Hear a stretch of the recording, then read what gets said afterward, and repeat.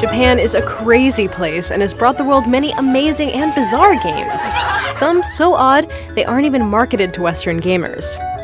It's wacky stuff like this that makes us love Japan. Join us on our 3-city quest, searching for all things weird, wild, and wonderful that Japan has to offer. On the road with QORE. In our first episode, we visit Osaka, home to game development titan Capcom, maker of huge franchises like Street Fighter, Lost Planet, Resident Evil, and Dead Rising, just to name a few. But it's also the 3rd largest city in Japan, and we wanted to see what other magical things it has to offer. From architecture to food to the truly bizarre, join us as we get to know Osaka.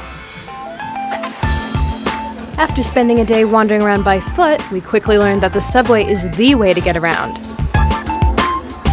Stuff yourself into a cart, and before you know it, you'll be at your destination, heading out to the great beyond. If the subway isn't your thing, we found the next most popular way to get around. Yep, you guessed it, bikes. Everywhere you look, people are on the move. Old and young, businessmen and couples. Oh, and look, we even found Audrey her very own. We soon arrived in the Dotonbori district, only to find ourselves surrounded by people and food. You see, Osaka has a saying, QORE, which basically means to ruin yourself with food.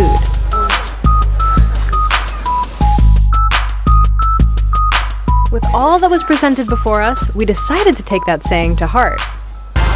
First up, octopus balls.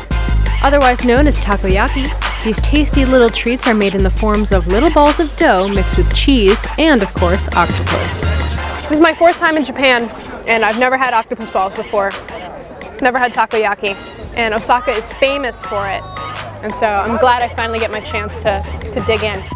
If you're not into more exotic foods, you can always fall back to kushiyaki, basically a deep-fried kebab on a bamboo stick. You can get many types, ranging from meats to cheeses and even lotus root. There are a ton of foods to indulge yourself in, but in the end, we all need a good dessert to finish things off right. We tried a bean paste crepe that was in the shape of a fish. Oh, little fishy, I'm going to eat you. Ice cream from a vending machine. That looks like cheesecake, and I do love cheesecake. But at the end, we never really found what we were looking for. That is until we were let in on a little local secret.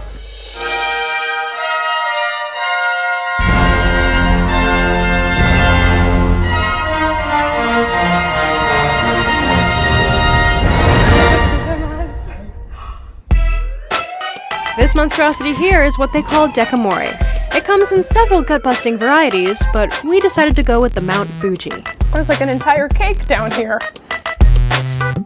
Ah, all your desserts in one place. Ice cream, cake, fruit, cereal. Dessert has never been so intimidating.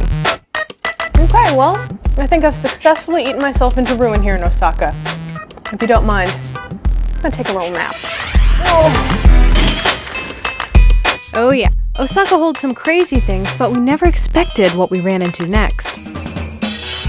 A Santa-themed love hotel? Really? For those of you that don't know, a love hotel is a little place where couples can discreetly go and, well, you get the picture. You see, Christmas to the Japanese is marketed more like what we know as Valentine's Day. Yeah, you heard me right. Alright, so here's our selection of rooms. There's varying price levels. All you have to do is push the button, just head over to your room. You don't have to talk or see anybody. Total privacy. Yes, yes.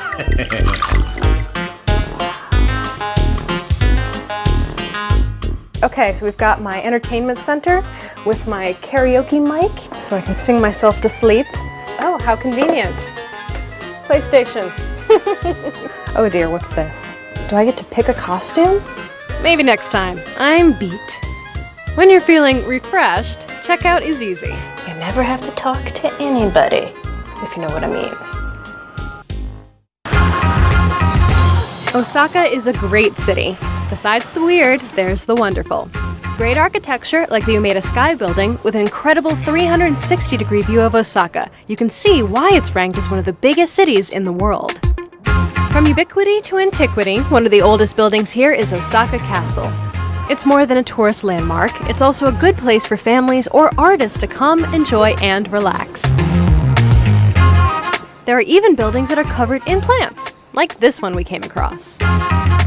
The organic building's design takes conceptual cues from bamboo and contains 80 different types of indigenous plants and trees. A little further out of town is the enormous Tower of the Sun.